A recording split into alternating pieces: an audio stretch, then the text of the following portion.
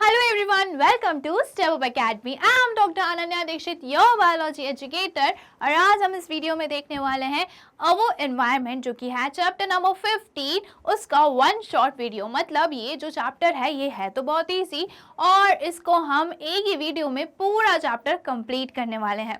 Okay तो सबसे पहले तो हम समझ लेते हैं कि एनवायरनमेंट होता क्या है। एनवायरन मतलब सराउंडिंग, ओके, जो भी हमारे आसपास चीजें हैं, okay, that surround us, everything which surrounds and influences the organism directly or indirectly is included in the environment. तो यहाँ पे क्या लिखा है, यहाँ पे ये लिखा है कि जो भी चीज, ओके, जो भी चीज ऑर्गेनिजम्स के सराउंडिंग में मिलती है, जो भी ऑर्गेनिज्म को इन्फ्लुएंस करती है, ओके, जो भी ऑर्गेनिज्म को डायरेक्टली इनडायरेक्टली उनसे रिलेटेड है, उसको हम बोलते हैं एनवायरनमेंट। ओके, ऑर्गेनिजम्स के आजू बाजू जो चीज़ मिलती है, जो डायरेक्टली और इनडायरेक्टली ऑर्गेनिज्म को इन्फ्लुएंस करती है, वो होता है environment. The environment is the sum total of all living and non-living factor that surrounds an organism. Okay तो यहाँ पे क्या लिखा है, ऑर्गेनिजम्स के सराउंडिंग में जितने भी लिविंग ऑर्गेनिजम्स हैं, जितने भी नॉन लिविंग बींग्स हैं, जो ऑर्गेनिजम्स को इन्फ्लुएंस करते हैं, उसको हम बोलते हैं एनवायरनमेंट। ओके नाउ अब हम बात करते हैं इकोसिस्टम की। इकोसिस्टम का मतलब क्या होता है, तो सबसे पहले तो मैं ये बता दूं, एनवायरनमेंट में हमने क्या पता कि जो भी चीज़ें ऑर्गेनिज्म के सराउंडिंग में प्रेजेंट है, तो ऑर्गेनिज्म के सराउंडिंग में लिविंग बींग्स भी होते हैं और नॉन लिविंग बींग्स भी होते हैं। तो जब इनका आपस में इंटरैक्शन होने लगे, ऑर्गेनिज्म लिविंग बींग्स के साथ इंटरैक्ट करने लगे, नॉन लिविंग थिंग्स बींग्स के साथ इंटरैक्ट करने लगे, बायोटिक एंड एबायोटिक कंपोनेंट के साथ इंटरैक्शन को हम बोलते हैं ecosystem.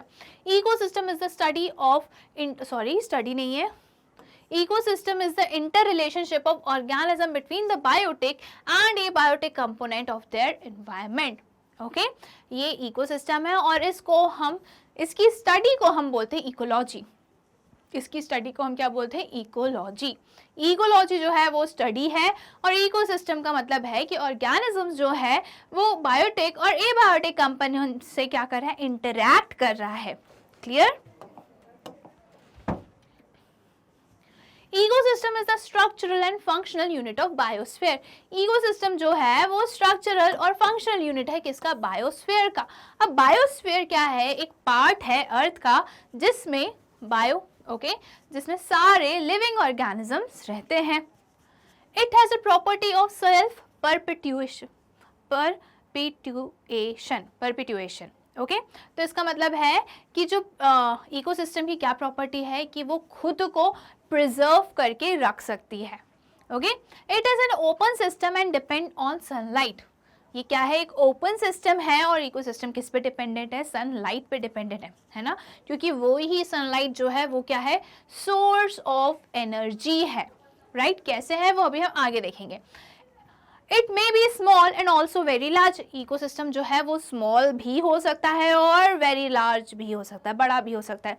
Ecosystem term coined by sir Arthur Tansley in 1935।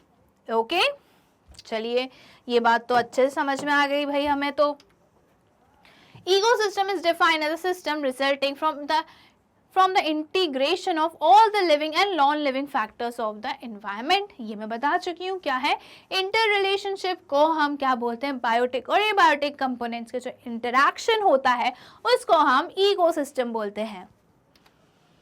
An ecosystem as a unit that includes all of the organism, that is community in a given area interacting with the physical environment so that flow of energy leads to a clearly defined trophic structure, biotic diversity and material cycle, that is exchange of material between living and non-living parts within the system। okay, अब बहुत बार हमने ये सुन लिया non living और living और biotic and abiotic components. Okay चलिए तो इकोसिस्टम हम क्या, लिविंग तो आपको पता ही है कि जितने भी जानवर दिखते हैं, कीड़े मकोड़े दिखते हैं, माइक्रो ऑर्गेनिज्म, वो सब लिविंग में आते हैं।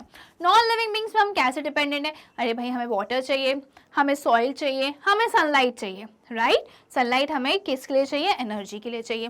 तो यही बात यहाँ पे लिखी है कि ऑर्गेनिज्म जो है वो फिजिकल एनवायरनमेंट के से इंटरैक्ट करते हैं ताकि जो एनर्जी है वो आगे हर ट्रॉपिक लेवल पे बढ़ती रहे। अब ट्रॉपिक लेवल आएगा अभी हम थोड़ी देर बाद, वो भी देखने वाले हैं। ओके, तो ये बात हुई हमारी किसकी, इकोसिस्टम की। और कैसे मटेरियल्स का एक्सचेंज हो रहा है वो भी हम देखेंगे। अब हम बात करते हैं कंपोनेंट्स ऑफ इकोसिस्टम की। इकोसिस्टम के ना दो कंपोनेंट्स होते हैं, biotic and abiotic. Components of an ecosystem structure can be divided into the following: abiotic and biotic. Abiotic means जिनमें लाइफ नहीं है, जो नॉन लिविंग बींग्स है, जिन पे हम डिपेंडेंट है। अभी मैंने बताया वाटर हो गया, सॉइल हो गया, सनलाइट हो गया, ये किस में आ गया, एबायोटिक कंपोनेंट्स में आ गया। और बायोटिक कंपोनेंट्स मतलब लिविंग ऑर्गेनिजम्स, हम एनिमल्स पे डिपेंडेंट है, हम प्लांट्स पे डिपेंडेंट है।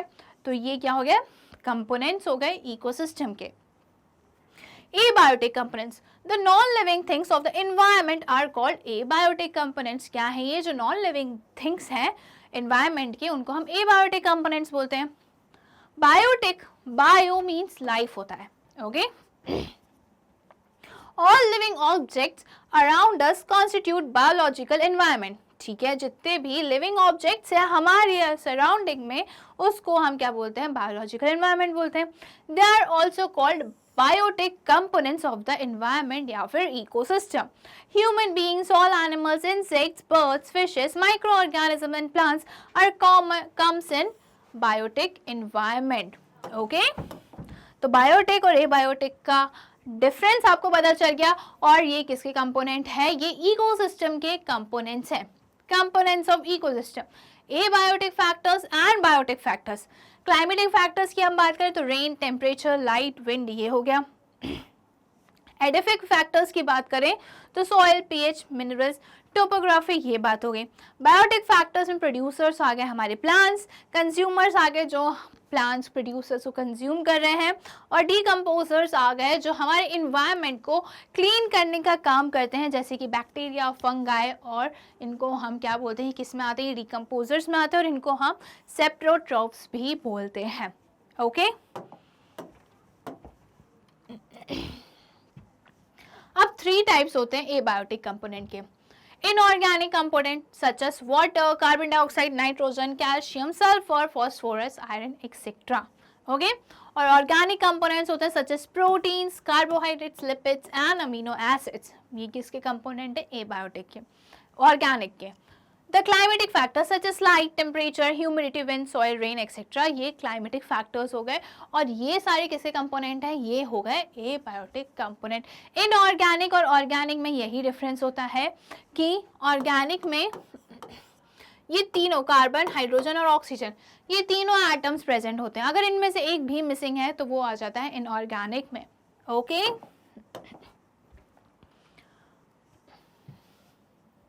यहाँ पे कुछ producers, consumers, decomposers. Okay,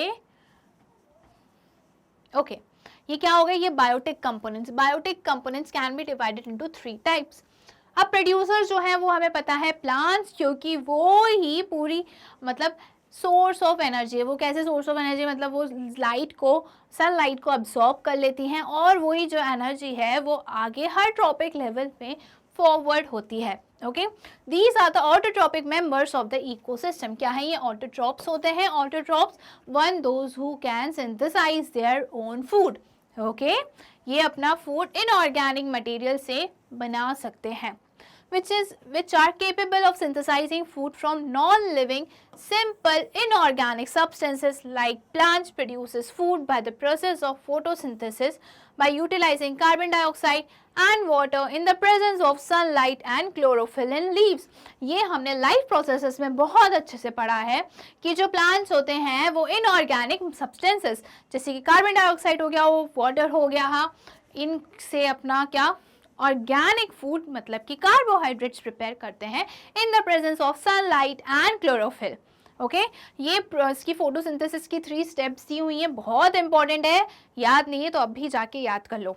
okay now in biotic environment green plants are always producer whether it is pond, desert or terrestrial environment.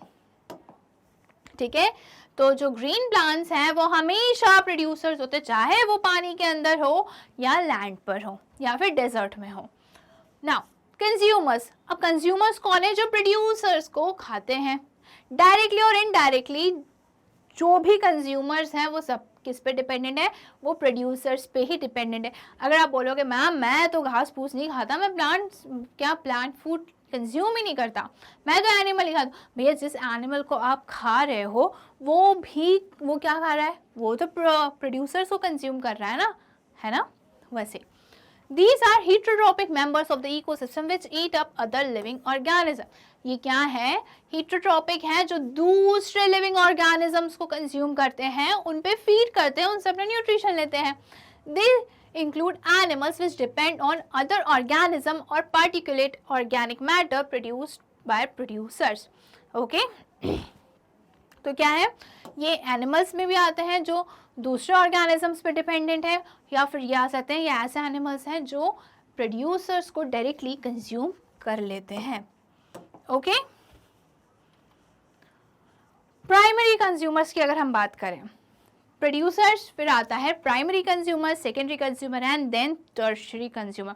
Primary consumers वो होते हैं जो सीधे सीधे प्रोड्यूसर्स को यानी कि प्लांट्स को खाते हैं. जो ग्रास ईटर, प्लांट ईटर्स होते हैं उन्हें हम प्राइमरी कंज्यूमर बोलते हैं, और इनको हम हर्बीवोर्स भी बोल सकते हैं. क्या बोलते हैं? ये हर्बीवोर्स ही होता है एक्चुअली में. हाँ लिखा भी है, प्राइमरी कंज्यूमर और herbivores. Primary consumers in the ecosystem depends upon the green plants for their food किस पे डिपेंडेंट होते हैं? ग्रीन प्लांट्स पे डिपेंडेंट होते हैं. A deer, cow, rabbit, etc. depends on grasses, herbs, trees, etc. अब secondary consumers वो होते हैं जो हर्बीवोर्स को कंज्यूम करते हैं. ओके, इनको हम प्राइमरी कंज्यूमर्स भी, प्राइमरी कार्निवोर्स भी बोलते हैं, क्योंकि ये छोटे छोटे कार्निवोर्स होते हैं. Primary consumers constitute food for the secondary consumers or primary carnivores such as dogs, cats, fox, wolves, etc. The omnivores, both plant and flesh eaters, also come in this class. Okay, तो जो omnivores हैं, जो flesh भी खाते हैं, मतलब animals को भी खाते हैं और जो plants को भी खाते हैं, वो होते हैं omnivores. ओके, तो प्राइमरी कंज्यूमर्स में आएंगे हमारे हर्बीवोर्स, सेकेंडरी कंज्यूमर्स में आएंगे ऐसे छोटे कार्निवोर्स. प्राइमरी कार्निवोर्स जो किसको खा रहे हैं? प्राइमरी कंज्यूमर्स को पे फीड कर रहे हैं या उन्हें कंज्यूम कर रहे हैं. अब tertiary consumers such as lion are those carnivores which feed upon the carnivores of the second class and also the omnivores. अब ये जो टर्शियरी है ना, ये किसको खाते हैं? सेकेंडरी कंज्यूमर्स को खाते हैं. किसको खाते हैं? सेकेंडरी. प्राइमरी कौन थे? प्राइमरी थे हर्बीवोर्स, सेकेंडरी थे जो हर्बीवोर्स को खा रहे थे. अब ये आगे टर्शियरी जो खाएंगे स्मॉल कार्निवोर्स, प्राइमरी कार्निवोर्स को, या फिर ये किसको खाते हैं? ये प्राइमरी कंज्यूमर्स को भी फीड खा सकते हैं. लायन क्या चीता वगैरह, चीता बोल, डियर या एलिफेंट को कंज्यूम नहीं करेगा ना. तो टर्शियरी कंज्यूमर्स जो हैं वो प्राइमरी और सेकेंडरी दोनों को ही कंज्यूम करते हैं. Thus, in an ecosystem, plants synthesize food, a part of which is used by the plants for their metabolic processes, while rest is used by the consumers. Okay? तो plants जो हैं वो क्या करती हैं? वो फूड बनाती हैं. ओके, और जो एनर्जी उनको मिलती है वो अपने मेटाबॉलिक प्रोसेस के लिए यूज़ कर लेती हैं, बाकी वो एनर्जी दे देती हैं कंज्यूमर्स को. नाउ अब हम बात करते हैं decomposers. Many microorganisms such as bacteria, fungi, virus, protozoa, etc. feed on dead and decaying body of plants and animals. Okay, तो काफ़ी सारे फंगाई होते हैं, बैक्टीरियाज होते हैं, ये डेड और डिकेइंग एनिमल्स पे फीड करते हैं. अब क्यों करते हैं ये? अब भाई कोई जानवर मर गया, कोई पेड़ मर गया, तो उसको डीकम्पोज होता है. अब सोच से बदबू आने लगती है. वो क्यों आने लगती है? इन्हीं माइक्रो ऑर्गेनिजम्स के कारण, क्योंकि वो उसको तोड़ने लगती है, डीकम्पोज करने लगती है, मतलब ब्रेक डाउन करने लगती है. और ब्रेक डाउन करने से क्या होता है कि वो वापस से हमारे इन्वायरमेंट में आ जाता है। जो भी न्यूट्रिएंट्स वो डेड बॉडी में प्रेजेंट है वो वापस से कहाँ जाते हैं, हमारे इन्वायरमेंट में आ जाते हैं। Okay, they change the complex organic matter. जो एनिमल और प्लांट्स की बॉडी है वो किससे, वो क्या है, कॉम्प्लेक्स ऑर्गेनिक मैटर से बनी हुई है। ओके, तो ये कॉम्प्लेक्स ऑर्गेनिक मैटर को किस में कन्वर्ट कर देते हैं, into simpler form such as carbon dioxide, nitrogen dioxide which escape into the atmosphere. Okay, ये कॉम्प्लेक्स ऑर्गेनिक मैटर को कन्वर्ट कर देते हैं सिंपल इनऑर्गेनिक मैटर में। ओके, सिंपल इनऑर्गेनिक, इनऑर्गेनिक और ऑर्गेनिक में कंफ्यूज मत होना। ओके, जैसे कार्बन डाइऑक्साइड, नाइट्रोजन डाइऑक्साइड, और ये वापस हमारे एटमॉस्फेयर में, हमारे इन्वायरमेंट में रिलीज कर देते हैं। In turn, they releases the minerals in the soil, thus maintaining fertility of the soil. Okay, ये क्या करते हैं, मिनरल्स को सॉइल में भेज देते, रिलीज कर देते, जिसके कारण सॉइल की फर्टिलिटी बनी रहती है। They are known as decomposers, और इनको हम क्या बोलते हैं, डिकम्पोजर्स बोलते हैं। They also help to maintain the balance of the nature by decomposing and recycling the matter. Otherwise, dead bodies would accumulate on the earth, leaving no space. Okay? तो ये क्या करते हैं, एक तरीके से हमारे इन्वायरमेंट को साफ रखने का काम भी करते हैं, क्लीन करने का काम भी करते हैं। क्यों? क्योंकि अगर डेड बॉडीज बायोडिग्रेडेबल नहीं होगी, अगर वो डिकम्पोज नहीं हो पाएंगी, तो क्या होगा, डेड बॉडीज एक्यूमुलेट होने लगेगी। तो भैया जब डेड बॉडीज एक्यूमुलेट होने लगेगी तो हम जो जीते जागते इंसान हैं, लिविंग बींग्स हैं, वो कहाँ रहेंगे, उनके लिए तो जगह ही नहीं बचेगी। इसलिए डिकम्पोजर्स होना ज़रूरी है। अब हम बात करते हैं classification of ecosystem, natural ecosystem and man made ecosystem. अब जो नेचुरल इकोसिस्टम है उसमें टेरेस्ट्रियल आता है और एक आता है एक्वेटिक। टेरेस्ट्रियल मतलब लैंड और एक्वेटिक मतलब वाटर। ठीक है, फॉरेस्ट इकोसिस्टम हो गया, ग्रासलैंड इकोसिस्टम हो गया, डेजर्ट इकोसिस्टम हो गया। अब वहीं हम एक्वेटिक की बात करें तो फ्रेश वाटर इकोसिस्टम और मैरीन इकोसिस्टम। क्या, fresh water and marine ecosystem. Fresh water मतलब लिवर पॉन्ड्स वगैरह हो गया, मैरीन मतलब सी ओशन। ओके, तो फ्रेश वाटर में आ गया आपका running water ecosystem, standing water ecosystem. तो स्टैंडिंग में क्या होता है, पॉन्ड्स होते हैं, लेक्स होते हैं, और रनिंग में क्या होता है, हमारे रिवर्स आती हैं। क्लियर है? ओके, ये बात हो गई। अब मैन मेड इकोसिस्टम की अगर मैं बात करूं तो इसमें आते हैं एक्वेरियम आते हैं, गार्डन आता है, डैम्स आते हैं, क्रॉप लैंड आता है ऑफ मेज, व्हीट, राइस। ओके, तो क्या आता है, एक्वेरियम हो गया, डैम्स हो गए, गार्डन जो हम गार्डन बनाते हैं, और जो फार्मिंग फील्ड होती है ना, क्रॉप फील्ड होती है, वो भी मैन मेड इकोसिस्टम में आता है, क्योंकि वो हमने बनाया है, नेचर में थोड़ी प्रेजेंट है, वो तो हमने बनाया है।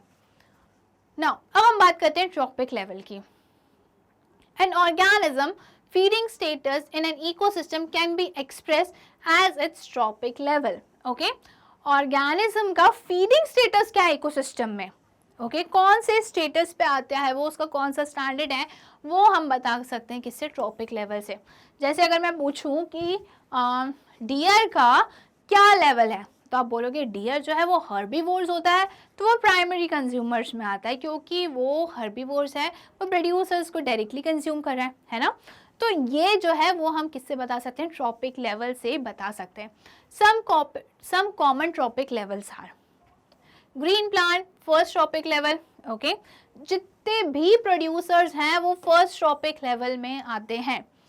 हर्बीवोर्स प्राइमरी कंज्यूमर जो होते हैं वो सेकेंड ट्रॉपिक लेवल में आते हैं।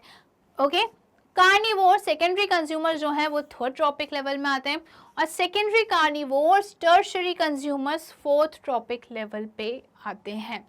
ओके, अब पूछा जाता है कि टर्शरी कंज्यूमर कौन से ट्रॉपिक लेवल पे आता है, तो बच्चे क्या देते हैं, अरे टर्शरी है, क्या है, टर्शरी है, तो टर्शरी जो है वो टर्शरी लेवल पे आएगा। ये ही तो बात गलत है। सबसे पहले हमने क्या बोला, हमने बोला प्रोड्यूसर। प्रोड्यूसर में कौन आया, ग्रीन प्लांट्स। प्रोड्यूसर्स में कौन आया, ग्रीन प्लांट्स। फिर प्रोड्यूसर्स को खाने वाले आए, तो वो क्या हो गए, प्राइमरी कंज्यूमर्स।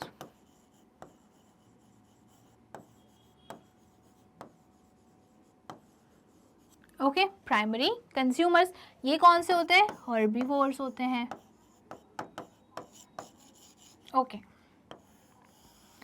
फिर आते हैं सेकेंडरी कंज्यूमर्स।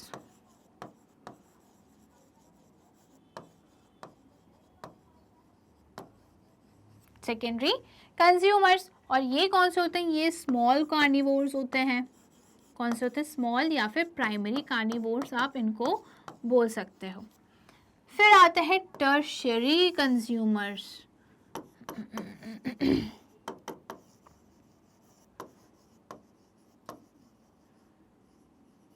ओके, इनमें कार्निवोर्स आते हैं, लार्ज कार्निवोर्स। लार्ज कार्निवोर्स आते हैं। तो ये क्या हुआ? ये ट्रॉपिक लेवल फर्स्ट हुआ, ये सेकेंड हुआ, ये थर्ड ट्रॉपिक लेवल हो गया और ये फोर्थ ट्रॉपिक लेवल हो गया। ओके, तो पूछा जाता है कि थर्ड ट्रॉपिक लेवल पे क्या आएगा? तो आप सोचोगे थर्ड टर्शरी मतलब टर्शरी कंज्यूमर का, नहीं। फर्स्ट ट्रॉपिक लेवल हमेशा प्रोड्यूसर को होता है, फर्स्ट जो है वो प्राइमरी का नहीं होता। प्राइमरी, सेकेंडरी, टर्शरी स्टार्ट होते हैं सेकेंड, थर्ड और फोर्थ पे वो हमें देखने को मिलते हैं। तो कंफ्यूज मत होना, ये कंफ्यूजिंग होता है, बच्चे कंफ्यूज हो जाते हैं। क्लियर है? ओके, चलिए बना हुआ आ ही गया। ट्रॉपिक लेवल 1 में ऑटोट्रॉप्स प्रोड्यूसर्स आते हैं जो फोटोसिंथेसिस के थ्रू एनर्जी प्रोड्यूस करते हैं। ट्रॉपिक लेवल 2 में आते हैं हर्बीवोर्स जो ऑटोट्रॉप्स को कंज्यूम करते हैं। फिर आते हैं ट्रॉपिक लेवल 3 पे कार्निवोर्स कंज्यूम प्लांट मटेरियल्स, मतलब प्लांट कंज्यूम प्लांट ईटर्स होगा। ओके, कार्निवोर्स जो है वो प्लांट ईटर्स को कंज्यूम करते हैं। लार्ज कार्निवोर्स और ओमनिवोर्स कंज्यूम्स स्मॉलर कार्निवोर्स और स्मॉलर एनिमल्स। ओके, ये बात हो गई हमारी ट्रॉपिक लेवल की। अब हम बात करते हैं फूड चेन की। The transfer of food energy from the producer through a series of organisms with repeated eating and being eaten is known as food chain. कौन किसको खा रहा है, किस पे कौन डिपेंडेंट है, इसको हम बोलते हैं फूड चेन। ओके, तो एक सिंगल चेन जो है वो फूड चेन होती है। और अगर अब जैसे मैं बात करूँ कि ग्रास को किसने खाया? डियर ने खाया। अब डियर को टाइगर ने खाया, ये फूड चेन हो गई। ओके, क्या सिंपल फूड चेन है। ग्रास को डियर ने कंज्यूम किया, डियर को किसने करा? टाइगर ने कर दिया। ओके, अब क्या है, डियर जो है क्या उसको सिर्फ टाइगर ही खा सकता है? लॉयन भी तो खा सकता है, चीता भी तो कंज्यूम कर सकता है ना? तो ये क्या हो गया? फूड वेब हो गया। और जो मैंने एक सिंगल लाइन सीरीज बताई थी वो फूड चेन हो गई। अब फूड चेन में ऐसा तो नहीं है कि टाइगर बोलेगा डियर को सिर्फ मैं ही खाऊंगा और कोई नहीं खा सकता, ऐसा नहीं है। अब प्लांट्स भी तो ऐसा नहीं बोलेंगे ना कि मैं सिर्फ डियर ही मुझे खाएगा, काऊ, बफेलो, गोट तुम मेरे पास भी मत आना, ऐसा तो नहीं होगा, है ना? तो ये क्या हो गया? ये फूड चेन हो गया, फूड वेब हो गया। और फूड चेन मतलब एक सिंगल सीरीज, और फूड वेब मतलब पूरे एकदम जाले के समान, right? In simple words, the process of one organism eating the other and getting eaten by another organism forms a chain is called a food chain. ठीक है, अगर सिंपल वर्ड्स में हम बताएं कि एक ऑर्गेनिज्म किसी चीज़ को खा रहा है और उस ऑर्गेनिज्म को कोई और खा रहा है, तो ये क्या बन गई? एक सीरीज बन गई। ओके, तो इसको हम क्या बोलते हैं? फूड चेन बोलते हैं। Food chain are of 3 types. 3 types की फूड चेन होती हैं। ग्रेजिंग और प्रीडेटर फूड चेन, डेट्रिटस और saprophytic food chain, parasitic food chain. Okay, तो हम फर्स्ट देख लेते हैं पहले। तो ग्रेजिंग और predator food chain, this food chain starts from green plants producers, passes through herbivores, primary consumer ends with carnivores, secondary और tertiary consumers. ओके, तो ये जो फूड चेन है वो किससे स्टार्ट होती है? ग्रीन प्लांट से स्टार्ट होती है, प्रोड्यूसर से स्टार्ट होती है, फिर ये कहाँ जाती है? हर्बीवोर्स यानी कि प्राइमरी कंज्यूमर के बाद ये सेकेंडरी और टर्शरी कंज्यूमर तक खत्म हो जाती है। ये कौन सी हो गई? ग्रेजिंग और predator food chain. Ecosystem with such type of food chain are directly dependent on influx or sun radiation. Okay, तो ये जो इकोसिस्टम है इसमें ये डायरेक्टली किस पे डिपेंडेंट है? सन रेडिएशन पे डिपेंडेंट है कि फूड जो एनर्जी का फ्लो हो रहा है, पहले क्या हुआ? ग्रीन प्लांट्स ने सोर्स ऑफ एनर्जी क्या है? सनलाइट ही है ना? तो जो एनर्जी ट्रांसफर होती है हर ट्रॉपिक लेवल पे वो कौन सी एनर्जी रहती है? सन एनर्जी को जो केमिकल एनर्जी में कन्वर्ट कर दिया जाता है। Okay, most of the ecosystem in nature follow this type of food chain. अब इकोसिस्टम में हमें जितने भी फूड चेन मिलेंगे ज़्यादातर वो ग्रेजिंग और प्रीडेटर फूड चेन ही होंगे। A grazing food chain can be describe in terms of trophic level as shown below. Okay, ऐसे हम ट्रॉपिक लेवल में इसको बता सकते हैं। Autotrophs, herbivores, primary carnivores, secondary carnivores, tertiary carnivores, decomposer etcetera. Simple सी बात है, सिंगल है ना, बहुत ही सिंपल सी बात है ये। क्या प्रोड्यूसर्स को किसने कंज्यूम किया? ग्रास ने। ग्रास को सेकेंडरी ग्रास हॉपर ने। प्रोड्यूसर को किसने कंज्यूम किया? ग्रास हॉपर ने, जो क्या है प्राइमरी कंज्यूमर है, और ग्रास हॉपर क्या है? हर्बीवोर्स है यहाँ पे। ग्रास हॉपर को किसने कंज्यूम किया? सेकेंडरी कंज्यूमर ने, और ये क्या हो गया? स्मॉल कार्निवोर्स बोल सकते हैं हम इनको, या फिर प्राइमरी कार्निवोर्स बोल सकते हैं। ओके, अब फ्रॉग को कंज्यूम किया किसने? स्नेक ने। स्नेक क्या हो गया? टर्शियरी कंज्यूमर हो गया। और स्नेक को कंज्यूम करा किसने? हॉक ने, और ये हो गया फाइनल कंज्यूमर। क्या? फाइनल कंज्यूमर हो गया। अब अगर इनमें से कोई डेड हो जाता है, किसी की डेथ हो जाती है और कुछ पार्ट्स रह जाता है, तो आएंगे डीकम्पोजर्स। डीकम्पोजर्स इनको ख़त्म कर देंगे, ब्रेक डाउन कर देंगे, डीकम्पोज कर देंगे। ओके, तो यहाँ पे क्या लिखा गया? डेट्रिटस। डेट्रिटस का मतलब क्या होता है? डेट्रिटस का मतलब होता है कि कोई भी चीज़, नेचुरल वेस्ट जिसको यूज़ कर लिया गया, उसके बाद जो वेस्ट बचा हुआ है उसको हम डेट्रिटस बोलते हैं, राइट। और यहाँ पे क्या लिखा है कि ये जो चेन है ये डेड ऑर्गेनिक से, ठीक है, डेड ऑर्गेनिक मैटर से कहाँ पहुँचती है? माइक्रो ऑर्गेनिज्म तक पहुँचती है, राइट। तो हमें पता है सेप्रोफाइट्स जो होते हैं वो डेड एंड डिकेइंग पे फीड करते हैं। तो जो डेड ऑर्गेनिजम्स हैं, जो डिकेइंग ऑर्गेनिजम्स में, उन पे कौन फीड कर रहे हैं? माइक्रो ऑर्गेनिज्म, और उनको हम क्या बोलते हैं? सेप्रोफिटिक। ओके, और हम इन्हीं के फूड चेन की बात कर रहे हैं। फिर आता है and then to organism feeding on detritus and their predators. Okay, फिर ऑर्गेनिज्म जो है वो जो नेचुरल वेस्ट है, जो ब्रोकन डाउन हो चुका है, जिसको यूज़ कर चुके हैं, उस पे फीड कर रहे हैं। ऐसे भी ऑर्गेनिजम्स होते हैं जो नेचुरल वेस्ट पे भी फीड कर रहे हैं। ओके, सच इकोसिस्टम्स आर दस less dependent on direct solar energy. तो यहाँ पे क्या लिखा है कि ऐसा इकोसिस्टम, ये जो इकोसिस्टम है जो डेड एंड डिकेइंग और नेचुरल वेस्ट पे फीड कर रहा है, वो ज़्यादातर सोलर सिस्टम पे डिपेंडेंट नहीं होते हैं। Okay, in simple words we can say this type of food chain start from dead organic matter acted upon by decomposers, which in turn are eaten by detritivores, which are further eaten by top consumers. Okay, तो यहाँ पे क्या लिखा है कि simple words में ये जो फूड चेन है, सेप्रोफिटिक फूड चेन जो है, वो कहाँ से स्टार्ट होती है? डेड ऑर्गेनिक मैटर से। ओके, डेड ऑर्गेनिक मैटर पे कौन एक्ट करता है, कौन इन्हें कंज्यूम करता है? डीकम्पोजर्स करते हैं, which in turn are eaten by detrivorous। अब ये डीकम्पोजर्स पे कौन एक्ट करता है? डेट्रीवोरस जो है वो फीड करते हैं, और ये डेट्रीटिवोरस जो है इनके ऊपर फीड करते हैं top consumers. Okay, dead organic matter को कौन फीड करता है? Earthworm, frogs, hawk, snakes. Okay, ये फूड चेन है। Dead organic matter, earthworm, frog जो है वो अर्थवर्म को खाएगा, कंज्यूम करेगा, फ्रॉग को हॉक खाएंगे, और हॉक को कौन करेगा? स्नेक। ये मुझे कुछ गलत लग रहा है, हॉक जो है ना वो यहाँ आना चाहिए, राइट, ये गलत है। फ्रॉग को फीड कौन करेगा? फ्रॉग को कौन कंज्यूम करेगा? स्नेक्स कंज्यूम करेंगे, और स्नेक को कंज्यूम करेगा हॉक, राइट।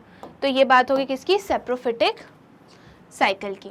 अब हम बात करते हैं पैरासिटिक फूड चेन की। पैरासिटिक कौन से होते हैं? ऐसे ऑर्गेनिज्म जो लिविंग ऑर्गेनिज्म के अंदर रहते हैं या उनके ऊपर रहते हैं, ओके, और उनसे अपना न्यूट्रिशन डिराइव करते हैं।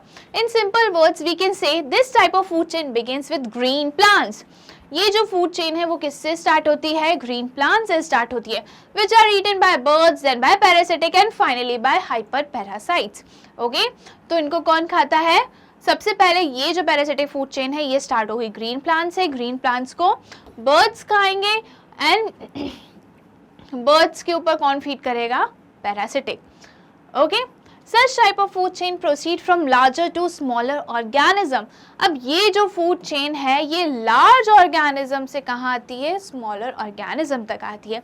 Most common type of parasitic good chain है, food chain है ये. Okay, food chain is tree, bird, bugs, lives, fungi, bacteria. तो यहाँ पे ना थोड़ी सी गलती, कोई बात नहीं, गलतियाँ हो जाती हैं. ये लाइव्स नहीं है, क्या है, लाइसिस, लाइस. ओके, लाइस. नाउ ट्रीज पे कौन रहता है, हमें पता है चिड़ियाँ रहती हैं. बर्ड्स जो होती हैं, जो फ्रूट्स कंज्यूम करती हैं वो. फिर अब जैसे इंसानों के बालों में क्या होते हैं, जुएं होते हैं, तो वैसे ही बर्ड्स में भी कीड़े होते होंगे, बग्स होते होंगे, लाइस होते होंगे. ओके, फिर क्या होता है, फंगाई और बैक्टीरिया. ये क्या हो गई, पैरासिटिक फूड चेन की बात. नाउ अब हम बात करते हैं किसकी, फूड वेब की. In a natural ecosystem depending upon the variety of organism there may be a number of linear food chains operating at a time. Okay, अब नेचुरल इकोसिस्टम की अगर हम बात करें, ये नेचुरल इकोसिस्टम जो है वो काफ़ी सारे वेराइटीज ऑफ ऑर्गेनिजम्स पे डिपेंड करता है. और एक अगर हम बात करें तो एक ही टाइम पे काफ़ी सारे फूड चेन ऑपरेट होते रहते हैं. नेचुरल इकोसिस्टम जो है वो ऑर्गेनिज्म, बहुत सारे ऑर्गेनिजम्स पे डिपेंड करता है और हो सकता है कि एक ही टाइम पे बहुत सारे फूड चेन ऑपरेट कर रहे हो. अब फूड वेब का मतलब क्या होता है, फूड चेन एक सिंगल लीनियर होता है कि जैसे ग्रास को खाया ग्रास हॉपर ने, ग्रास हॉपर को कंज्यूम किया फ्रॉग ने, फ्रॉग को कंज्यूम किया स्नेक ने, और स्नेक को कंज्यूम कर लिया हॉक ने. ये एक बात हो गई, राइट. अब अगर क्या होता है कि जो स्नेक है, स्नेक जो है वो सिर्फ हॉक ही, तो जरूरी थोड़ी कि हॉक ही उसको कंज्यूम करेगा, पिकॉक भी उसको कंज्यूम कर सकता है ना. अब एक और चीज़ हम देखते हैं कि ग्रास को, पेड़ को डियर ने कंज्यूम किया, डियर को किसने कंज्यूम किया, लायन ने कंज्यूम किया, राइट. तो ये एक सिंपल सी फूड चेन होगी. अब जरूरी थोड़ी कि डियर को सिर्फ लायन ही कंज्यूम करेगा, टाइगर भी कर सकता है, लेपर्ड भी कर सकता है. तो एक टाइम पे बहुत सारी फूड चेन ऑपरेट हो रही है. और ये जो है कि जो एक दूसरे से ये फूड चेन इंटरलिंक्ड है कि डियर जो है वो टाइगर भी कंज्यूम करेगा, लायन भी कंज्यूम करेगा, तो ये मिलके क्या बनाती हैं, food web. Okay, this interlocking pattern of a number of food chains from a web like arrangement known as food web. Okay, अब ये जब फूड चेन को हम एक, बहुत सारी फूड चेन को अगर हम एक साथ देखते हैं कि ये इसको भी खा रहा है, ये उसको भी खा रहा है, ये इसका फूड भी है, इसको कोई और कंज्यूम भी कर रहा है, तो ऐसे पूरा मकड़ी के जाले टाइप बन जाता है, मतलब जाल टाइप का बन जाता है. और इसलिए इसको हम क्या बोलते हैं, फूड वेब बोलते हैं. In a food web in grassland there may be seen as following as 5 linear food chain which in sequence are. ठीक है, ग्रास, ग्रासहॉपर, हॉक. एक तो ये बात हो गई, grass, grasshopper, lizard, hawk. Okay, अब क्या हो गया कि ग्रास को ग्रासहॉपर कंज्यूम करे, ग्रासहॉपर को हॉक ने कंज्यूम कर लिया. अब दूसरी बात ये करें कि ग्रासहॉपर को लिजर्ड ने कंज्यूम करा और लिजर्ड को हॉक ने कंज्यूम करा. तो यहाँ पे जो ग्रासहॉपर है, एक तो ये हॉक का फूड हो गया और दूसरा किसका हो गया, लिजर्ड का. अब यहाँ पे बात आई, ग्रास को कंज्यूम कौन कर रहा है, रैबिट, रैबिट को कंज्यूम कर रहा है हॉक, ग्रास को कंज्यूम कर रहा है माउस और माउस को कंज्यूम कर रहा है हॉक. अब यहाँ पे आप देख रहे हो कि ग्रास जो है उसको काफी सारे लोग कंज्यूम कर रहे हैं. ऐसा तो नहीं कि ग्रास बोलेगा कि ये मैं सिर्फ डियर मुझे खा सकता है, बाकी मुझे कोई और नहीं खाएगा, मैं सिर्फ क्या, मुझे सिर्फ ग्रासहॉपर खा सकता है और बाकी कोई कंज्यूम नहीं करेगा, ये तो पॉसिबल नहीं है. तो ये सारी चीज़ें मिलकर क्या बता रही हैं हमें कि फूड वेब बता रही हैं. हर एक फूड चेन एक दूसरे से इंटरलिंक्ड है और ये नहीं स्पेसिफाई है कि ये जो एनिमल है सिर्फ ये यही खाएगा. ओके, सारी चीज़ें इकोसिस्टम में सबके लिए ओपन है, कोई कुछ भी खा सकता है. हर्बीवोर्स जो हैं वो कोई भी प्लांट्स खा सकते हैं. वो ऐसा नहीं है कि एक प्लांट मना कर देगा नहीं तुम मुझे मत खाओ, मेरे को सिर्फ गाय ही कंज्यूम, काऊ ही कंज्यूम कर सकती है, राइट. तो ये बात हुई फूड वेब इन अ ग्रासलैंड इकोसिस्टम. ये बात हुई. जैसे यहाँ पे आपको दिख रहे हैं, ग्रास को चूहे ने भी खाया, रैबिट ने भी कंज्यूम करा, ग्रासहॉपर ने भी कंज्यूम करा. अब ग्रासहॉपर को लिजर्ड ने भी कंज्यूम करा. अब लिजर्ड और ग्रासहॉपर को दोनों कौन कंज्यूम कर रहा है, हॉक कंज्यूम कर रहा है.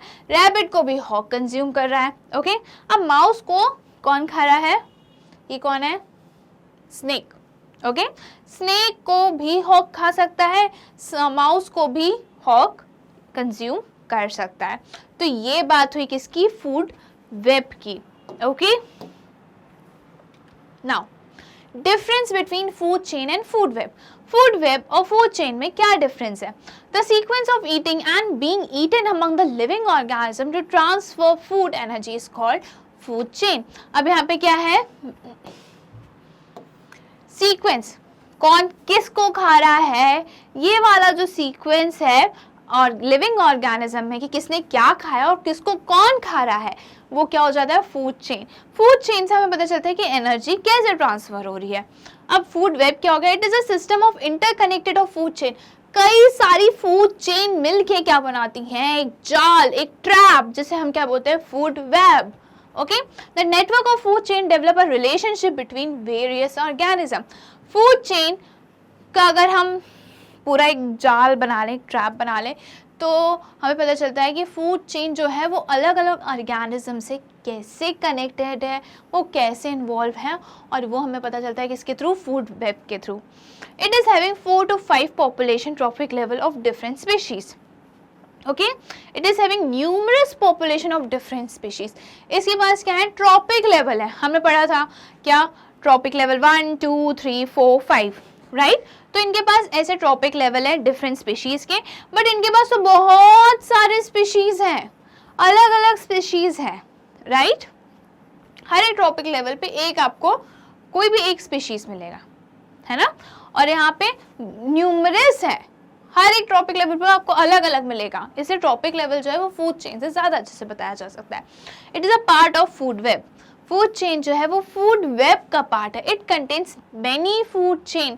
फूड वेब में बहुत सारी फूड चेन होती हैं। Food chains do not help in increasing population of endangered species. Food chain जो है वो पॉपुलेशन बढ़ाने में काम नहीं करती। जो एंडेंजर्ड स्पीशीज है, एंडेंजर्ड स्पीशीज वो होते हैं जो स्पीशीज जल्द ही एक्सटिंक्ट होने वाले हैं, जो हमें देखने को नहीं मिलेंगे, राइट? एक टाइम आएगा कि वो स्पीशीज का नामो निशान नहीं रह जाएगा, बस बोला जाएगा कि हाँ ऐसा भी एक कोई जानवर होता था। जैसे वो बर्ड डोडो है, बोला जाता है कि हाँ वैसी एक बर्ड होती थी, बट अब वो क्या हो गई? एक्सटिंक्ट हो गई, वो है ही नहीं। ओके, तो एंडेंजर्ड स्पीशीज कौन से होते हैं? जो जिनकी पॉपुलेशन डे बाय डे कम होती जा रही है, राइट? तो फूड चेन जो है वो पॉपुलेशन इंक्रीज करने में हेल्प नहीं करता है। Food web helps in increasing the population of endangered species. Food web जो है वो एंडेंजर्ड स्पीशीज की पॉपुलेशन बढ़ाने में हेल्प करता है, क्योंकि इससे हमें पता चलता है कि उनका एक्चुअल में फूड क्या है और उनको हमें किस किस से बचा के रखना है, राइट? अब हम बात करते हैं energy flow in an ecosystem. Energy ecosystem में कैसे फ्लो होती है? Energy is the capacity of doing work. Energy क्या है?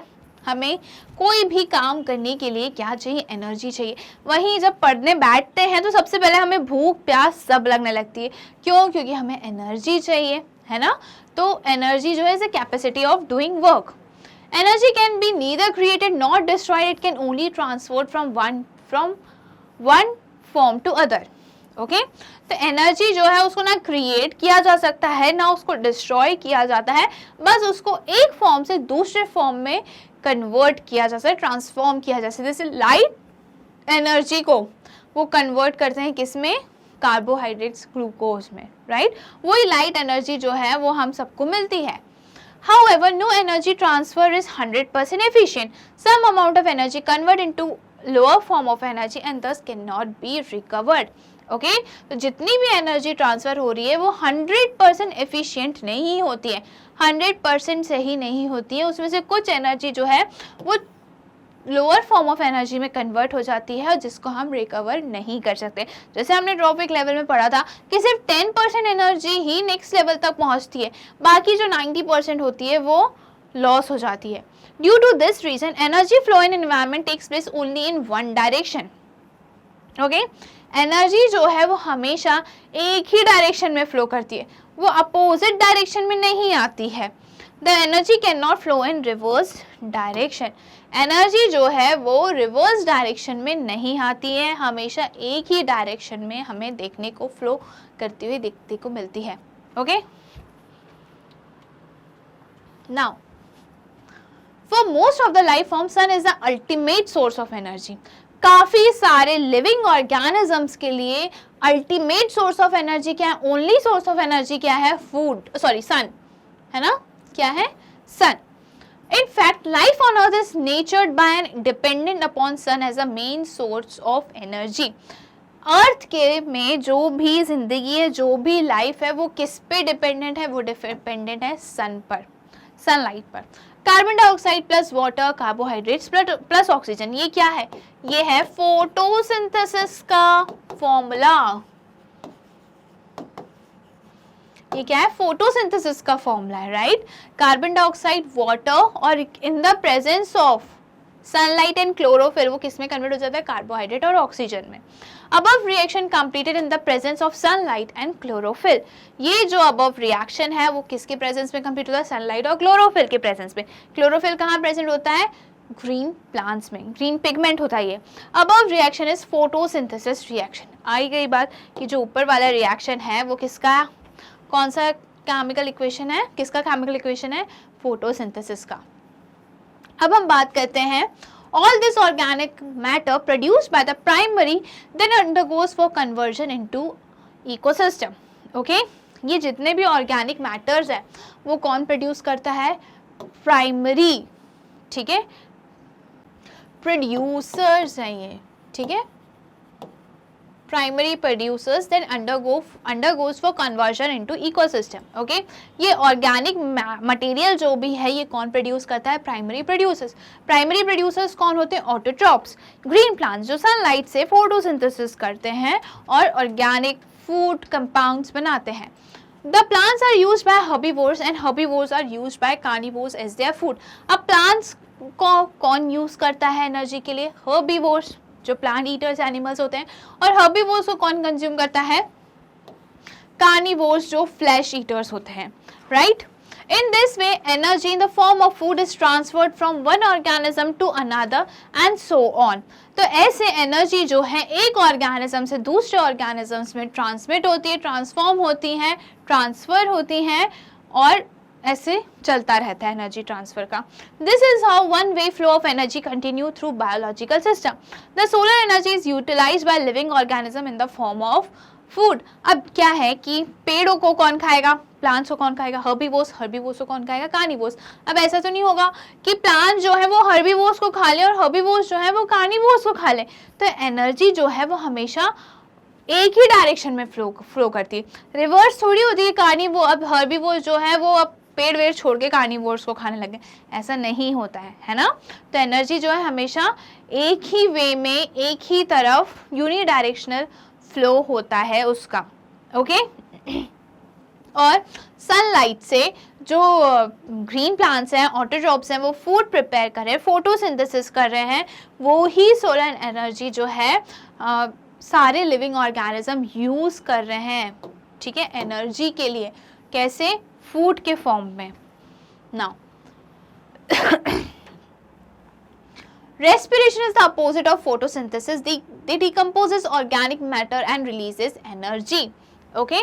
तो अब रेस्पिरेशन का मतलब क्या होता है, सब लोग बोलेंगे, बड़ी लाइफ प्रोसेस में हमने इसका बहुत डिस्कशन किया है कि भाई रेस्पिरेशन ब्रीदिंग से बहुत अलग है.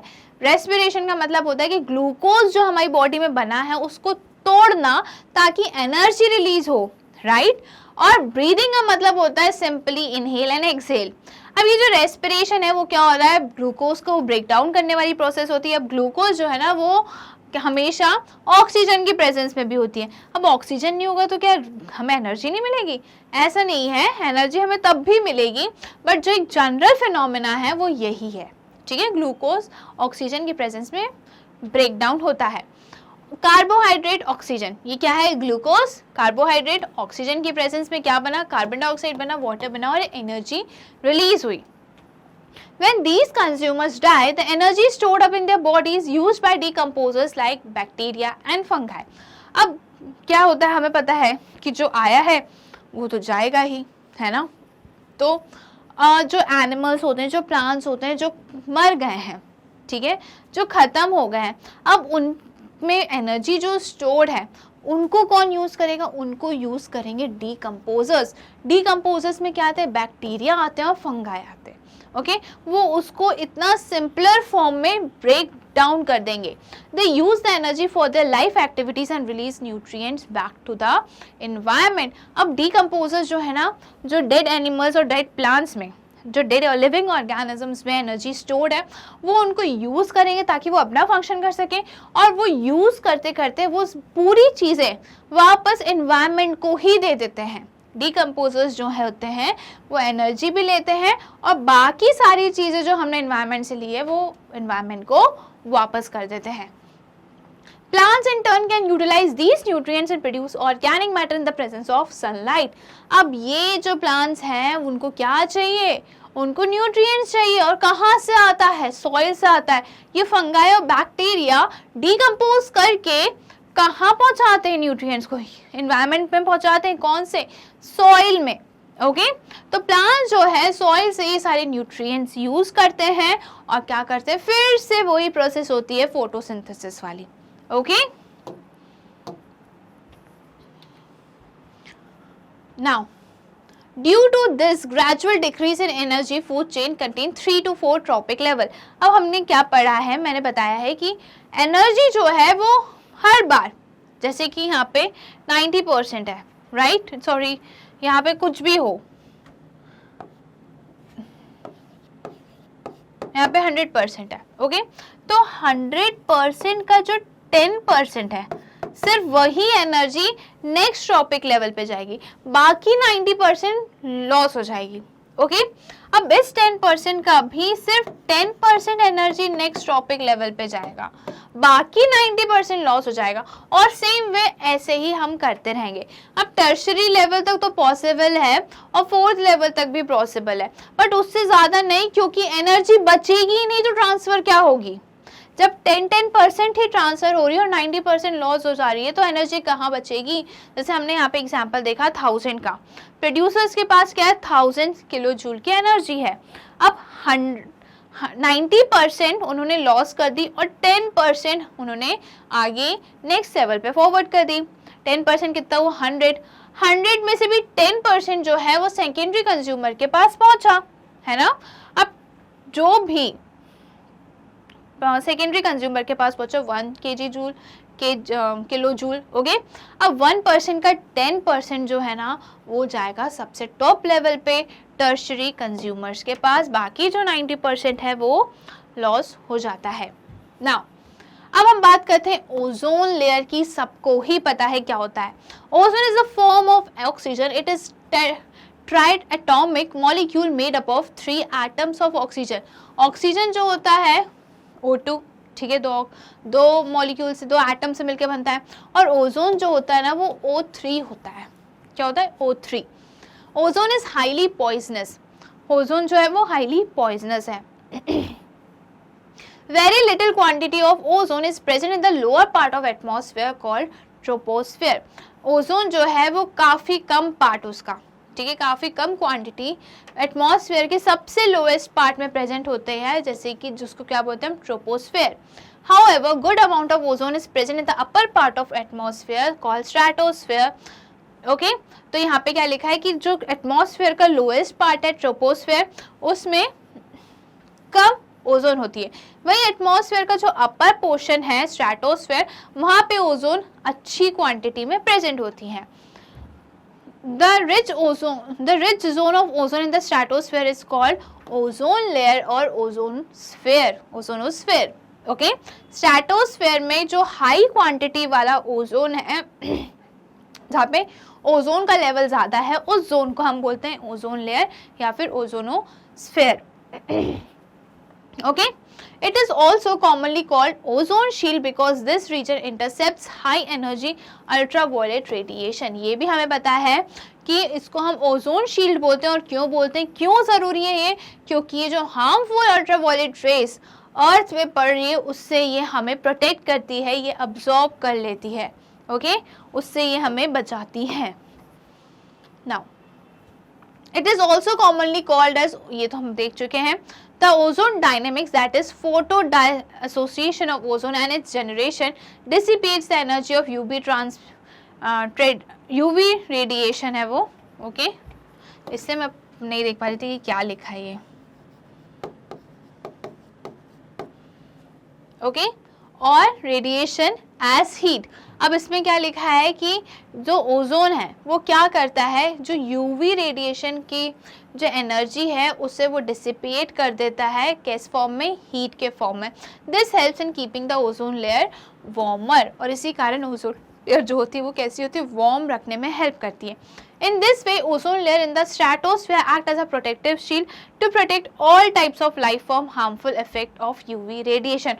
और ऐसे ही ओजोन लेयर जो स्ट्रेटोस्फेयर में प्रेजेंट है वो सारे लिविंग ऑर्गेनिज्म जो भी अर्थ में प्रेजेंट है उनको प्रोटेक्ट करती है यूवी रेडिएशन से। Okay, depletion of ozone layer, ये भी सबको पता है कि जो ओजोन लेयर है वो डिप्लीट हो रही है। कैसे? The thinning of ozone layer is commonly called as ozone depletion। Ozone is being depleted by air pollutants। Okay, ozone किस कारण से डिप्लीट हो रही है? एयर पॉल्यूटेंट्स के कारण। अब एयर पॉल्यूटेंट्स कौन से होते हैं? Chlorofluorocarbon, CFCs are air pollutants। that are mainly responsible for the depletion of ozone layer in the stratosphere। Besides, methane and oxides of nitrogen also causes destruction of ozone। सबसे main cause क्या है? Chlorofluorocarbons है जो ozone layer के depletion का कारण है, और फिर बाद में क्या आता है? मीथेन आता है और oxides of nitrates. Okay, chlorofluorocarbons हमें नहीं भूलना है। Chlorofluorocarbons are synthetic harmful chemicals which are widely used in refrigerator and air conditioner as coolant, in fire extinguisher, in aerosol sprayers and as propellants।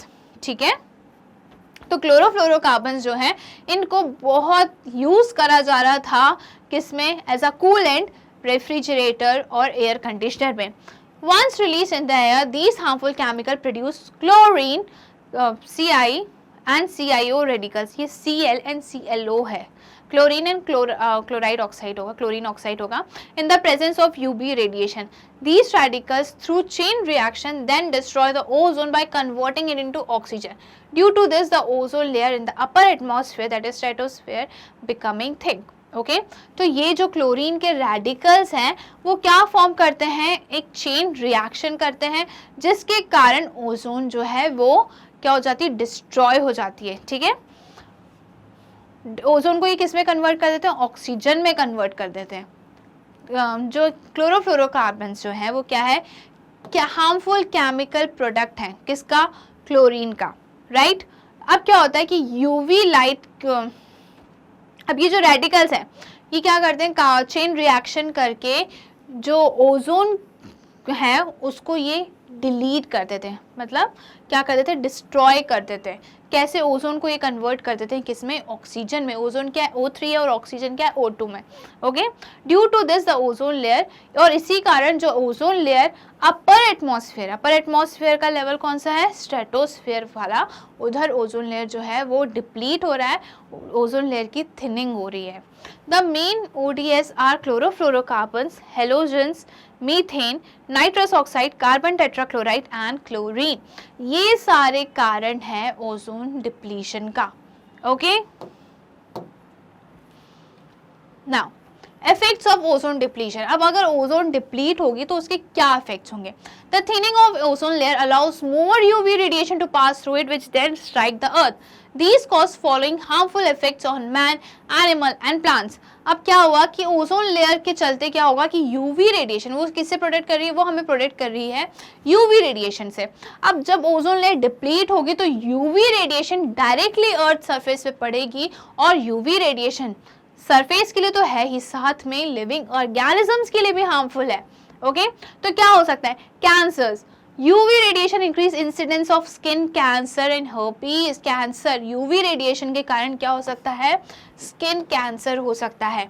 I sight, UV radiation cause damage to eye resulting in dimming of eye sight, photo burning as well as increase incidence of cataract in eyes.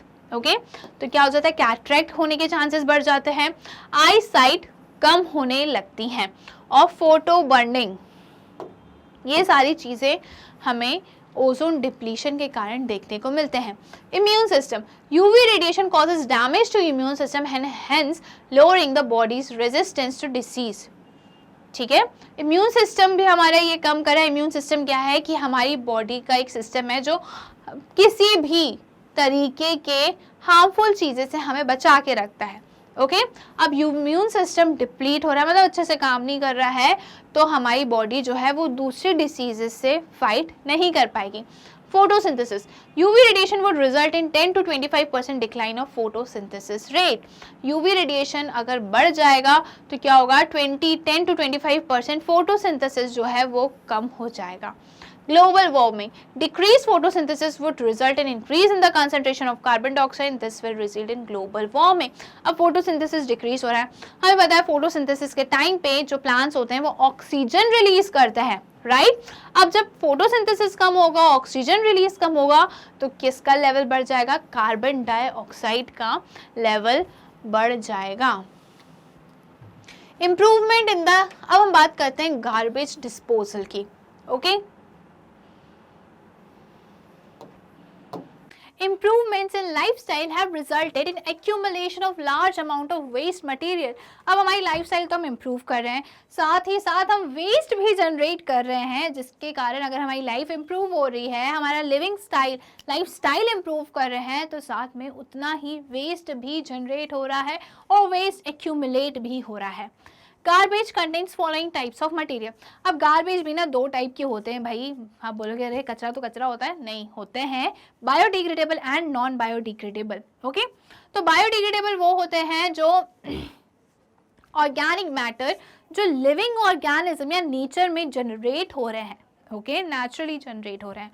जैसे कि अगर मैं बात करूँ substances which can be decompose by the action of micro organism, in पे जो micro organism है ना वो एक्ट कर सकते हैं, और माइक्रो ऑर्गेनिज्म जितनी भी नेचुरली अकरिंग हैं सब्सटेंसेस हैं उन पे ही एक्ट कर सकते हैं। ओके तो are called biodegradable waste such as fruits, vegetables, peels, cotton, jute, dung, paper etcetera. Dung है ना, तो ये सब क्या है, नेचुरली अकरिंग है, इस पे माइक्रो ऑर्गेनिज्म एक्ट कर सकते हैं, और जिन पे माइक्रो ऑर्गेनिज्म एक्ट करके उनको डिग्रेड कर सकते हैं, डिकम्पोज कर सकते हैं, मतलब ब्रेक डाउन कर सकते हैं, वो मटेरियल होते हैं बायोडिग्रेडेबल। और नॉन बायोडिग्रेडेबल होते हैं जिन पे माइक्रो ऑर्गेनिज्म काम ही नहीं कर सकते। ओके ये मैन मेड वेस्ट होते हैं, जैसे कि substances which cannot be decomposed by the action of microorganism are called non biodegradable waste। अब मैं बात करूँ तो जो हमारा प्लास्टिक हो गया, प्लास्टिक में माइक्रो ऑर्गेनिज्म काम नहीं करता है, उसको डिग्रेड नहीं कर पाता है। वहीं अगर मैं कांच की बात करूँ, ग्लास की, है ना, तो भी नॉन बायोडिग्रेडेबल वेस्ट में आता है। Example plastic, polythenes, metal, synthetic fibres, radio active waste, pesticides etcetera, ये क्या हो जाते हैं, नॉन बायोडिग्रेडेबल वेस्ट होते हैं। Micro organism release enzyme which decomposes the material, but these enzymes are specific in their action, that's why enzyme cannot decompose all the material। microorganisms जो है enzyme release करते हैं, और ये enzyme जो है specific होते हैं कि भाई मैं इन्हीं substances को break down कर पाऊंगा, मेरे पास इतनी शक्ति नहीं है कि मैं दुनिया भर के सारे substances को break down करूं, okay, degrade करूं। okay now some methods of waste disposal. अब जो वेस्ट जनरेट हो रहा है उसको डिस्पोज कैसे करें वो हम बात कर लेते हैं। Biogas plants, biodegradable waste can be used in biogas plant to produce biogas and manure. अब जितने भी बायोडिग्रेडेबल गैस है ना, वेस्ट है ना, उनको हम बायोगैस बना सकते हैं, उससे मैन्योर बना सकते हैं। इसमें हम सारे एक्सक्रीटा, ह्यूमन एक्सक्रीटा, एनिमल डंग, काउ डंग सब डाल के हम बायोगैस बना सकते हैं, मैन्योर्स भी बन सकते हैं। सीवेज ट्रीटमेंट प्लांट, तो drain water can be clean in sewage treatment plant before adding it to river. अब जितना भी सीवेज वाटर है वो अल्टीमेटली जाके किससे मिलने वाला है, रिवर से मिलने वाला है। तो उस रिवर से वो पहले मिले, उससे पहले हम क्या करें, सीवेज को, सीवेज वाटर जो है उसको हम साफ कर लें। Okay landfillings, the waste are buried in low lying area and are compact by rolling with bulldozer. Okay तो वेस्ट को हम क्या कर देते हैं, मिट्टी में छोड़ देते हैं, मिट्टी में फेंक देते हैं और ज़मीन पे फेंक देते हैं, फिर उस पे हम क्या चलाते हैं, रोलिंग या बुलडोज़र चला के उसको, बुलडोज़र चला के उसको हम रोल कर देते हैं, मतलब दबा देते हैं। ओके फिर आता है incineration. It is the burning of the substances at high temperature to form ash. It is commonly use to dispose waste, hospital ठीक है, dispose hospital waste. Okay, incineration क्या होता है, एक बड़ा चैम्बर होता है, उसमें टेम्परेचर इतना हाई रहता है कि उसमें जो भी आप चीज़ें डालोगे वो कन्वर्ट हो जाता है किसमें, एशेस में। और ये बेसिकली किसके लिए होता है, जो भी हॉस्पिटल वेस्ट जनरेट हो रहा है उसके लिए हम इंसिनरेशन यूज़ करते हैं। कंपोस्टिंग, कंपोस्टिंग मतलब वही मैन्योर्स बनाना। क्या करेंगे कि ऑर्गेनिक वेस्ट को हम क्या करेंगे, मिट्टी में डाल देंगे, ऊपर से मिट्टी को ढक देंगे। ओके, फिर कचरा डालेंगे, फिर मिट्टी को ढक देंगे और इसको हम छोड़ देंगे 4-5 हफ्तों के लिए और भूल जाएंगे। और फिर वो जो वेस्ट है वो किस में कन्वर्ट हो जाता है, कंपोस्ट में या फिर मैन्योर्स में। ऑर्गेनिक वेस्ट आप फिल्ड इन कंपोस्ट पिट, एक पिट बनाते हैं, गड्ढा टाइप का बनाते हैं, covered with a layer of soil. उसको फिर हम पूरा कचरा डाल के सॉइल से कवर कर देते हैं। आफ्टर अबाउट 3 मंथ्स, 3 महीने के बाद गार्बेज चेंजेस टू मैन्योर। ये जो गार्बेज है, कचरा है, वो किस में चेंज हो जाता है, मैन्योर्स में चेंज हो जाता है। रिसाइकलिंग की हम बात करें तो non biodegradable waste are recycled to make new items. Okay, plastic को हमने मोल्ड करके नया आइटम बना लिया, ये क्या हुआ, recycling. Now reuse, it is a conventional technique to use an item again, example newspaper for making envelopes। अब हमारे पास एक कोई सा सब्सटेंस है, उसको हम अलग अलग तरीके से यूज करें। अब न्यूज़पेपर है, उससे हमने क्या बना लिया, एनवेलप बना लिया, तो इसको हम क्या करें, रीयूज, यूज करा फिर उसको वापस रीयूज करा।